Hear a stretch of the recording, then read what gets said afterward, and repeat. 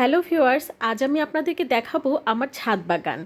দেখতে পাচ্ছেন কত সুন্দর মিষ্টি আলুর গাছ হয়েছে। মিষ্টি আলু খেতে আমার খুব ভালো লাগে, সাথে মিষ্টি আলুর শাকও। যেহেতু এখন বর্ষার সময়, সেহেতু মিষ্টি আলুর শাক দিয়ে গরম ভাত দিয়ে খাবো আজকে। সাথে আপনাদেরকে আমার ছাদ বাগান দেখাবো। উপরে দেখতে পাচ্ছেন কত সুন্দর আলুর গাছ। আজকে আমি আপনাদেরকে চাল কুমড়োর গাছও দেখাবো। আমার ছাদ বাগানে চাল কুমড়োর পাতাগুলো খুব সুন্দর হয়ে উঠেছে। আরও দেখাবো পাশে কুসুরের গাছ, মানে আখের গাছ, লেবুর গাছ আর সবেদার গাছ। দেখতে পাচ্ছেন কত সুন্দর লেবু ধরে আছে।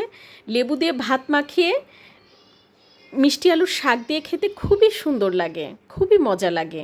আপনারাও খাবেন কিন্তু।